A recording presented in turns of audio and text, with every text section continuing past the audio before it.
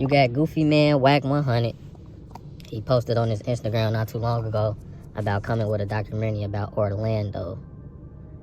I don't know how official it is. It might don't even never come out. I don't know what he on with Tupac. He been talking about Tupac for a long time, like, and it ain't good. Always something negative. And it's crazy because everybody cherishes Orlando name. Like, yeah, he was a real shooter. He was standing on business. Tupac was the same, and he was a rapper on top of that. So that's what make it worse. That's why everybody feel a type of way. Tupac was a shooter. He was going to the gun range. It's videos of Tupac going to the gun range shooting. Tupac kept 2 Glocks with him at all times. He didn't shot in his backyard, shot a whole Mercedes-Benz up. Like, I got a bag of bullets, and I'm dead serious about this shit, and I can shoot. Tupac was about business too. How many times I gotta bring up the 2 off-duty police officers? He got on one knee and shot both of them where he wanted to shoot him at. He ain't missed nothing like that. Tupac was a shooter as well. He just wasn't a gang member. And y'all, I feel like people is offended because they like, wow, Tupac was really with the business, and he was a rapper on top of that. He was a celebrity, and he spoke to existence. He's the definition of real. Orlando did not kill Tupac. If you come from that clout, gang member, it's kill on sight. Tupac was not dead on sight. He died. So Orlando, you didn't even do your job right. He died 7 days later. His surgery did not go well. He lost a lot of blood. Of course, he lost his lung. Rumors he lost his finger. But he didn't make it through surgery, and his mother, Feeney, decided to cut the life support. So would y'all stop saying, oh, Tupac was murdered by Orlando? No, he was not murdered. He was not dead on sight. He was talking to Suge after what happened in that situation. They was talking before they even got Tupac to the hospital, before he went conscious. And he told the police F you when they got him out the car. He was not dead on sight. So Orlando ain't even do his job. If he was such a shooter and he was about business, he didn't even kill Tupac because he wasn't dead on sight. So y'all need to stop with the, yeah, he murdered Tupac. No, Tupac didn't make it 7 days later through surgery. And he got knocked out by a rapper. How goofy you are. You a gang member. You got knocked out by a real NIGGA. The fact that you know that's Tupac Shakur, you wasn't even trying to fight. I gotta shoot him. And he lucky Tupac ain't had his on him. Because Tupac would have bust back. And that's facts. He lucky Tupac did not have his strap on him. And he lucky he has body armor on as well. Let's get this situated. It was a coincidence that Tupac punched him. They was there to take out Suge and Tupac in the first place. So y'all keep saying he should have stayed out of gang business. Tupac is standing on business and he riding for whoever he is. It wasn't about gang. It's whoever he with, he's standing on business. The S1 dog, I think, stole some equipment, a hat or whatever, and they found the dude. And they said, is this the dude? And I was like, oh, and Pac said, somebody told him, like, yeah, that was the dude. And Pac went upside this dude's head and damn near wanted to, I said, yo, Pac, it ain't that deep, man. But Pac wanted to prove, like, listen, I'm riding for y'all. Yeah. Pac, we don't want you to get arrested in OKC, man. So it's not about gang. So I wish y'all stop saying that. Second, Orlando was there by himself. Why was he at the MGM standing in the lobby by himself? They was scared to take him out, trying to collect a bounty. It was a bounty on Suge and Tupac head for the 1,000th time. They was there, Keefy D explaining on the Murder Rap documentary when it came out years ago with Greg Cannon. So for y'all to say it was gang business, no, they was there to take him out. It was just a coincidence that Tupac hit Orlando. And he wasn't trying to fight him, knowing that I was a known celebrity. If y'all do y'all homework, Vlad just did an interview with Keefy D. Orlando was trying to be on the rapping scene as well. He has an album. Orlando Anderson has an album. Look it up. Go do y'all homework. He also was in a couple of, him and Keefy D was on, I want to say Red Man, Method Man. Oh, don't quote me on this. It's one of them rappers that Keefy D was on there. And Orlando Anderson. So you telling me this is the opportunity to fight Tupac. Tupac punched him. Don't you think he want to get his name out? And he would have fought Tupac and got his career jumping. Yeah, he was a Southside Crip, but come on, man. Orlando was a goofy. You either all in or you ain't. You either all Crip, ain't no I'm a Crip and then I'm a rapper. He was trying to get his career going, so do y'all homework. If he wasn't there for a bounty, why he ain't fight Tupac when he punched him? Keefy D said it so many times in the interview they wanted to do a one-on-one. Keefy D didn't change his story up so many times. He said that Orlando got hands, he know how to fight, and they wanted to do a one-on-one, but they never did because they had the bounty put on Tupac and Suge. That's why they shot Tupac and Suge. Because if that was the case, they would have fought him. If it was gang, because they tried to take Trey Lane's chain. And they could have popped him right there if that was the case. Then you got Goofy Man number 2, the clown, Ed Lover. He been saying things about Tupac as well, but he reposts what Whack 100 posted on Instagram.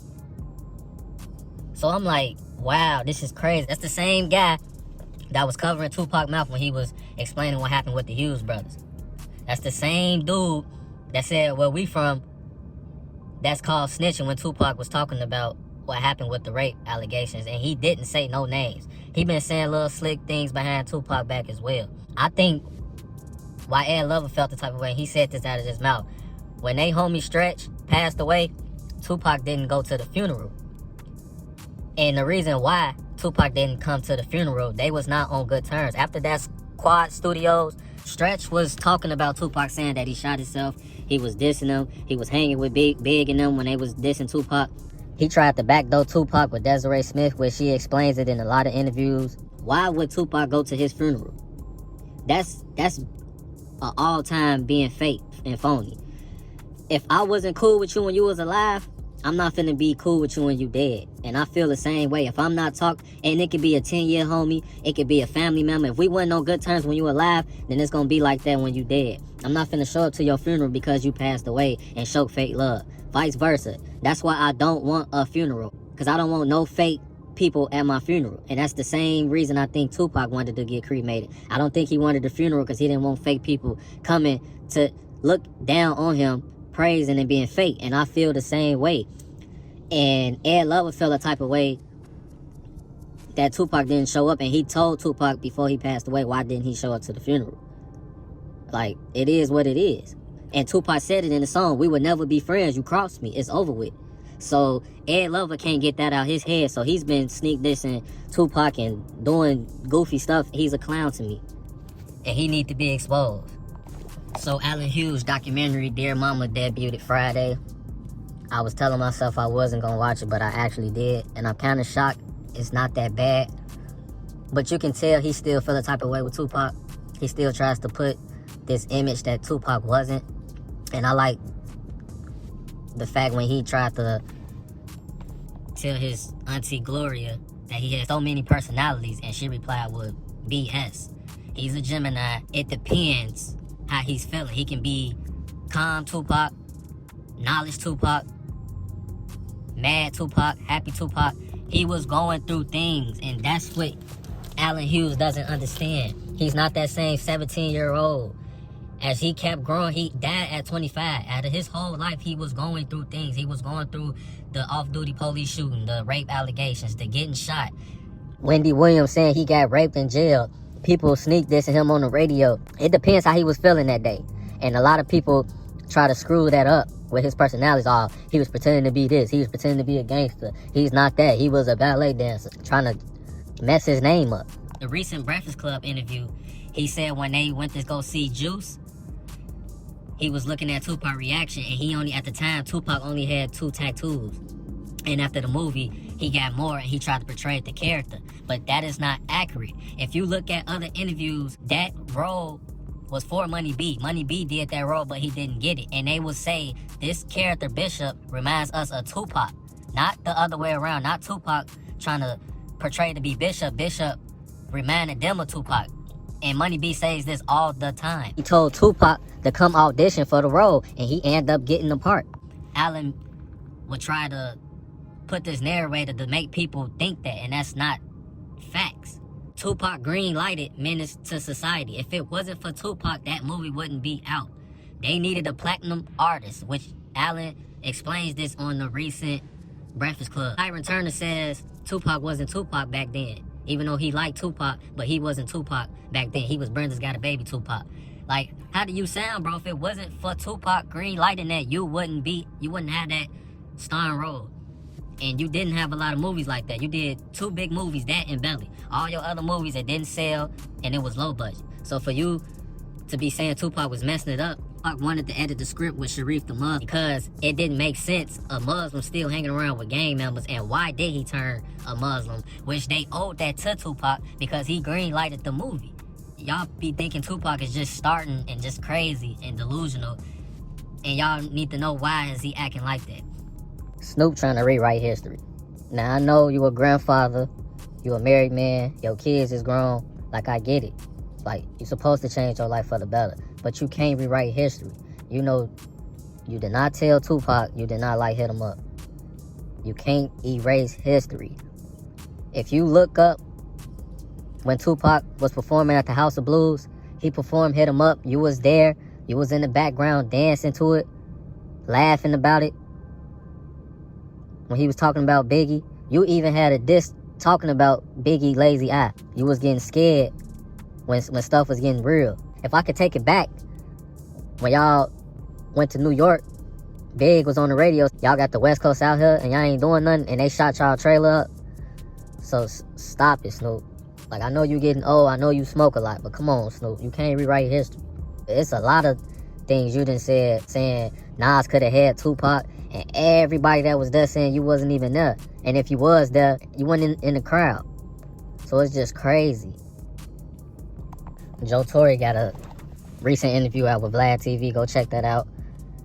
Majority of the interview was about Tupac, of course. It's going to get more clickbait and more views because I guess his life is not interesting because Vlad was not asking him anything about his back life and why does he do comedy and all that. But the question I didn't like from Joe Torre when they was talking about filming Poetic Justice, he said Tupac could get irritated because when they was getting closer to the Bay Area, he couldn't get his weed and his weed brownies. And he said something like Janet was irritating him, and it'd be times they'd have to wait 2-3 hours for him to get back to set so they could film. And he'd say Tupac have an attitude, and Joe Torre would look at him, we the one been waiting. So he said he used to say things about him, he used to talk about him, and he told Vlad what he was gonna do. I was around 195 at the time, two something, basically saying like he'll whoop Tupac if Tupac had a problem with him.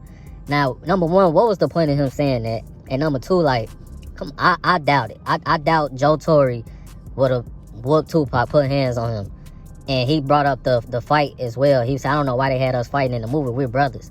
But I just didn't like that remark. Like, Tupac been gone for how many years, and what was the point of saying that? Like, all these people, these actors, these rappers, they still feel a type of way with Tupac. And I felt like, especially a guy like Joe Torre, it was no point for him to say that.